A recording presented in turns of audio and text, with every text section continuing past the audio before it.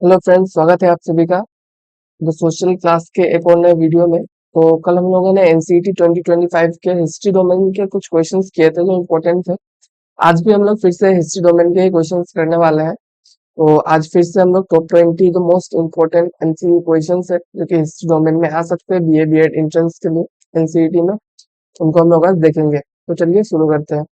जो हमारा पहला क्वेश्चन है वो ये कह रहा है कि which of the following was a significant feature of the Harappan civilisation. तो इसमें हड़प्पा सिविलाइजेशन जो था उसका एक इम्पोर्टेंट फीचर क्या था। तो इसमें बोला गया extensive use of iron tools, advance urban planning with drainage system, domestication of horses, construction of large step pyramids.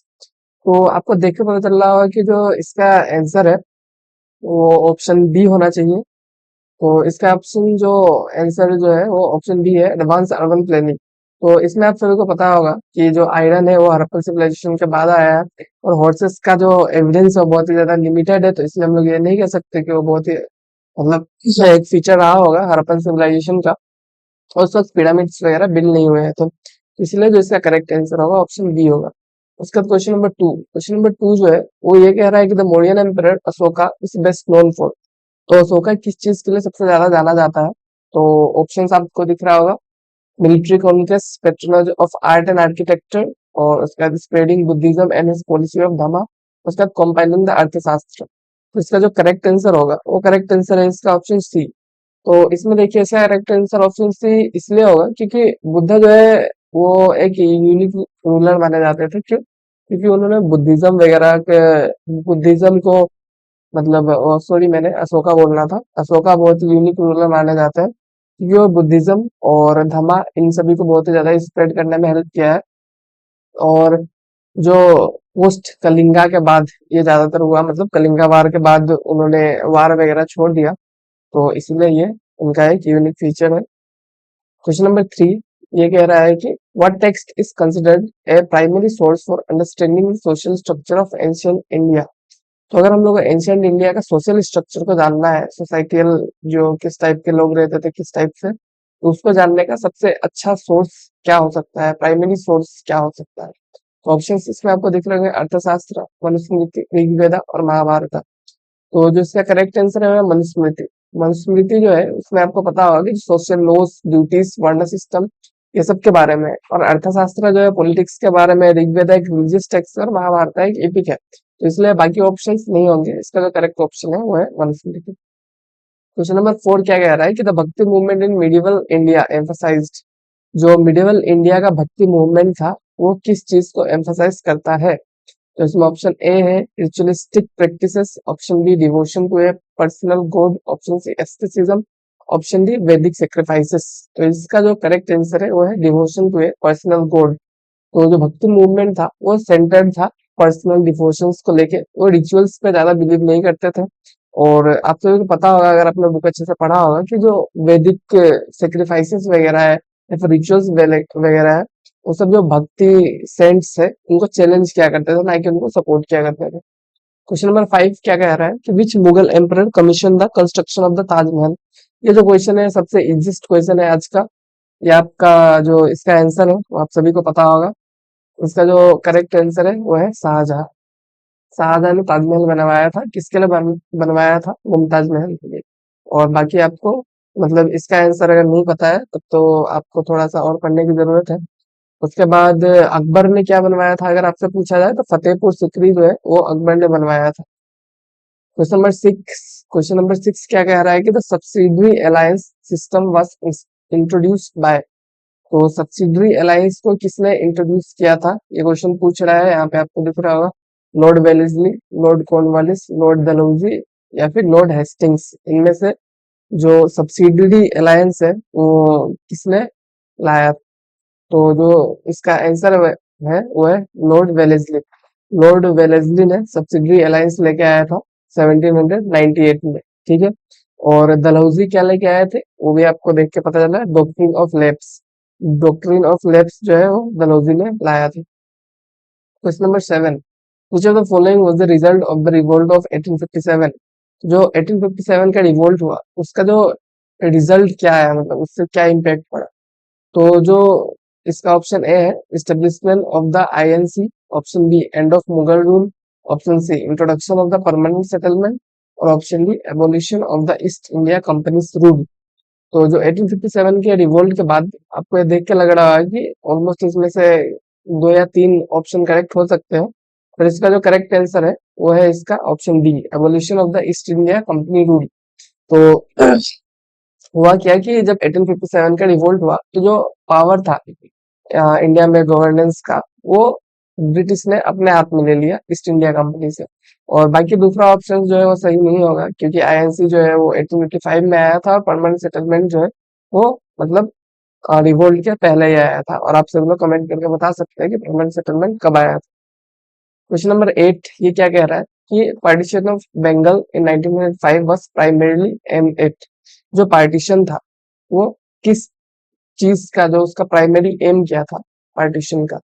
तो इसका ऑप्शन है आपको दिख रहा होगा promoting regional development, option B दिख रहा होगा डिवाइडिंग हिंदूज एंड मुस्लिम, फिर रिड्यूसिंग द एडमिनिस्ट्रेटिव बर्डन, और उसके बाद इंकरेजिंग लोकल गवर्नेंस। तो आपको ये तो पता ही होगा कि ये जो पार्टीशन था इससे इंडिया का कोई भला होना नहीं था। तो इसमें जो ऑप्शन है उसमें आपका करेक्ट आंसर यही होगा डिवाइडिंग हिंदूज एंड मुस्लिम, ठीक है। और जो एडमिनिस्ट्रेटिव रीजन जो था वो एक कवर के रूप में उन लोगों ने यूज किया था कि हम लोग एडमिनिस्ट्रेटिव रीजन के लिए डिवाइड कर रहे हैं, लेकिन एक्चुअल रीजन क्या था, हिंदूज और मुस्लिम को सेपरेट करना। Question number 9 who among the following was associated with the home rule movement. तो इनमें से कौन है जो होम रूल मूवमेंट से एसोसिएटेड थे। तो यहाँ पे आपको दिख रहा होगा ऑप्शन में महात्मा गांधी, बाल गंगाधर तिलक, जवाहरलाल नेहरू और सरदार पटेल। तो इसका जो करेक्ट आंसर है वो है बाल गंगाधर तिलक, क्योंकि उन्होंने बाल गंगाधर तिलक ने होम रूल लीग स्टार्ट किया था 1916 में।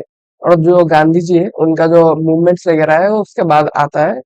तो इसका जो करेक्ट आंसर होगा वो बाल गंगाधर तिलक होगा। क्वेश्चन नंबर 10 क्या कह रहा है the Simon commission was boycotted in India because. तो सिमन कमीशन को इंडिया में क्यों बॉयकॉट किया गया था। Option A it did not include any Indian members, option B it propose partition of India, option see it rejects the demand for dominion status, it was set up by the British parliament. तो जो सिमन commission था उसको क्यों boycott किया गया था, तो इसका जो करेक्ट आंसर है it did not include any Indian members. तो यही इसका करेक्ट आंसर हो जाएगा। इसमें कोई भी इंडिया का मेंबर को नहीं लिया था उन लोगों ने। क्वेश्चन नंबर 11 क्या कह रहा है तो Harappan script remains undeciphered to this date. ये है इसका एसर्शन। एसर्शन रीजन क्वेश्चन आप लोगों ने किया होगा बोर्ड्स में, तो उसी टाइप का क्वेश्चन है। और इस टाइप का क्वेश्चन जो है आपके इस एग्जाम में भी आ सकता है, तो इसका भी प्रैक्टिस कर लीजिए इसमें, क्योंकि बच्चे ज्यादातर गलत कर लेते हैं। तो इसका जो एसर्शन है ये है the Harappan script remains undeciphered to this date. तो इसमें ये कह रहा है कि जो हड़प्पा का स्क्रिप्ट है वो अभी तक अनडिसिफर्ड है। तो आप सबको पता होगा अनडिसिफर्ड का मतलब कि अभी तक हम लोग उसको पढ़ नहीं पाते हैं, तो ये सही है एसर्शन। उसका रीजन क्या बोल रहा है there are no bilingual inscriptions available to help in dissecting the Harappan script. तो ऐसा कोई बाइलिंगुअल इंस्क्रिप्शन नहीं है। बाइलिंगुअल मतलब जो एक से ज्यादा दो लैंग्वेज वाला इंस्क्रिप्शन कोई भी ऐसा नहीं है जो कि मतलब हेल्प कर सकता है हड़प्पा को डिसिफर करने में। तो इसका जो रीजन है वो भी करेक्ट है। तो इसका जो और अब आपको अब पता करना है कि ये करेक्टली एक्सप्लेन कर रहा है कि नहीं। तो ऑब्वियसली ये करेक्टली एक्सप्लेन कर रहा है, क्योंकि बाइलिंगुअल इंस्क्रिप्शन नहीं होने की वजह से अभी तक हड़प्पन स्क्रिप्ट जो है वो अनडिसिफर्ड है। तो इसका जो करेक्ट आंसर होगा वो होगा ए। क्वेश्चन नंबर 12 ये भी असर्शन रीजन क्वेश्चन है। इसमें क्या कह रहा है असर्शन में the Mauryan empire decline rapidly after Ashoka's death. जो मौर्य एम्पायर है वो अशोका के डेथ के बाद बहुत ही ज्यादा डिक्लाइन होने लगा। तो ये जो assertion है वो तो बिल्कुल सही है। उसके बाद रीजन रीजन क्या है कि Ashoka successor were unable to maintain centralise control over the vast empire. तो ये जो रीजन है वो भी सही है कि अशोका के बाद जितने भी रूलर्स आए वो उस रीजन पे अपना कंट्रोल बना के नहीं रख पा रहे थे। तो जो रीजन है वो भी सही है। और ये जो रीजन है वो करेक्टली एक्सप्लेन कर रहा है कि क्यों जो मतलब मौर्यन एम्पायर है अशोका के बाद डिक्लाइन होने लगा। क्यों डिक्लाइन होने लगा, क्योंकि उसके जो सक्सेसर थे वो उस पे कंट्रोल नहीं रख पा रहे थे एम्पायर पे। तो इसका जो ऑप्शन करेक्ट होगा वो होगा ऑप्शन ए। तो इसका करेक्ट आंसर जो है वो ऑप्शन ए है। उसके बाद क्वेश्चन नंबर 13 ये सेशन रीजन क्वेश्चन है। इसमें सेशन क्या कह रहा है the Bhakti movement led to the emergence of regional languages in India. तो इसमें ये कह रहा है कि भक्ति मूवमेंट की वजह से रीजनल लैंग्वेजेस इंडिया में आए, तो ये बिल्कुल सही है।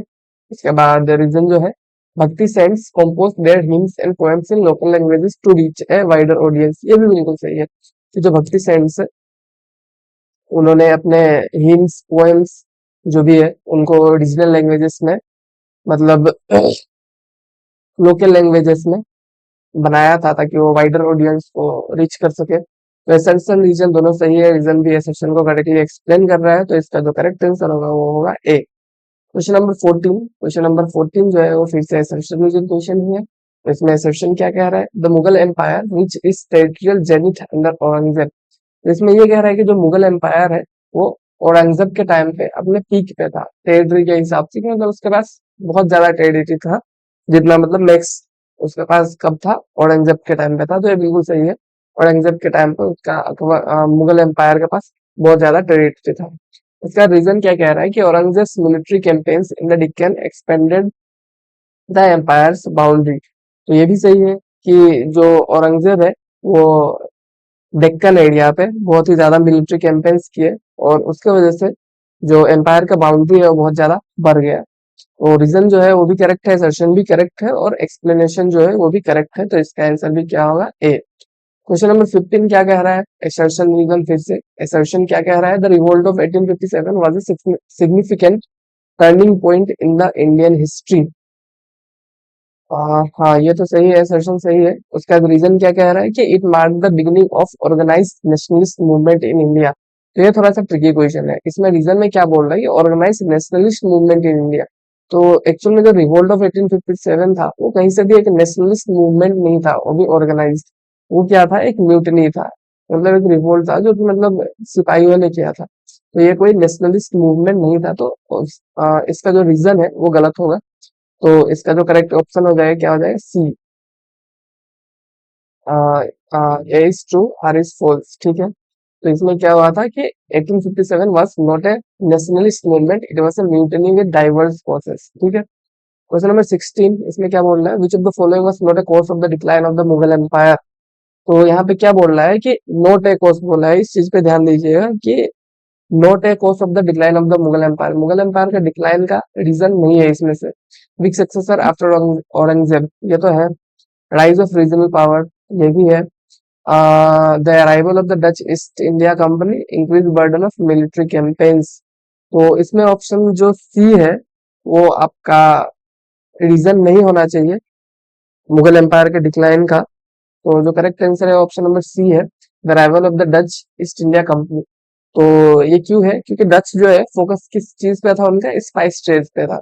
स्पाइस ट्रेड पे उनका मेजर फोकस था, उनको मतलब मुगल के डिक्लाइन से उनका कोई ज्यादा खास रिश्ता नाता नहीं है। ठीक है, और question number 17, the non cooperation movement was withdrawn in 1922 due to. तो इसमें आपको ये पूछा जा रहा है कि जो नॉन कोऑपरेशन मूवमेंट था उसको विथड्रॉ करने के क्या रीजन था। तो इसमें जो ऑप्शंस आपको दिख रहा है, ऑप्शन ए क्या है, arrest of Gandhi, option B lack of participation, option C Chauri Chaura incident, option D British concession to Indian demands. तो इसका जो करेक्ट आंसर है आप सभी को पता होगा, ये कि काफी आसान सा क्वेश्चन है, ये आप लोग 10 से पढ़ते हुए आ रहे हैं। तो इसका जो करेक्ट आंसर है वो है option C, Chauri Chaura incident. Chauri Chaura incident के बाद गांधी जी ने इस मूवमेंट को रोक दिया, क्योंकि उनको वायलेंस बिल्कुल भी पसंद नहीं था। क्वेश्चन नंबर 18 क्या कह रहा है, which of the following leader was associated with the formation of Indian national army. ये क्वेश्चन भी काफी आसान सा क्वेश्चन है, इसमें आपको इंडियन नेशनल आर्मी के बारे में पूछा गया है, तो ऑब्वियसली इसका जो आंसर होगा वो सुभाष चंद्र बोस होगा। ठीक है, और सुभाष चंद्र बोस का जो डायलॉग था वो भी आपको पता होना चाहिए कि तुम मुझे खून दो मैं तुम्हें आजादी दूंगा, यही कुछ था डायलॉग। ठीक है, तो आपको आप देख लीजिएगा। क्वेश्चन नंबर 19 क्या कह रहा है, which of the following text is a major source of information about Gupta administration, which of the following text is a major source of information about Gupta administration. तो इसमें पूछा गया है कि गुप्ता एडमिनिस्ट्रेशन के related major source of information कौन सा है। तो इसमें आपको दिख रहा है इंडिका, मनुस्मृति, अर्थशास्त्र और इलाहाबाद पिलर इंस्क्रिप्शन। तो इसका आंसर भी काफी आसान सा है कि जो आपका पहला 3 ऑप्शन है वो तो हो ही नहीं सकते हैं। इसका जो करेक्ट आंसर है वो है इलाहाबाद पिलर इंस्क्रिप्शन।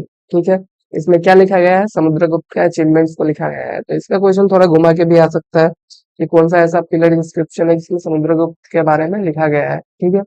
उसके बाद जो इंडिका है वो मेगास्थनीज ने मौर्य के टाइम पे लिखा था, गुप्ता के टाइम पे वो नहीं लिखा गया है, तो ऑब्वियसली गलत आंसर होगा। क्वेश्चन नंबर 20 क्या कह रहा है? Which event mark the beginning of the civil disobedience movement? जो सीडीएम है वो किसके बाद शुरू हुआ था? इसमें जो आपका ऑप्शन दिख रहा है, Dandi march, Jallianwala Bagh massacre, quit India resolution, round table conference. उसका जो करेक्ट आंसर है वो है डांडी मार्च। डांडी मार्च जो था वो 1930 में स्टार्ट किया गया था, और उसमें 16 लोग ब्रेक करने के बाद जो सिविल डिसोबीडियंस मूवमेंट है उसको गांधी जी ने स्टार्ट किया था। तो आज के लिए इतना ही। आज हम लोगों ने 20 क्वेश्चन प्रैक्टिस किए। ऐसे ही रेगुलर प्रैक्टिस करेंगे। आप जुड़े रहिए हम लोगों के साथ। Thank you, thank you.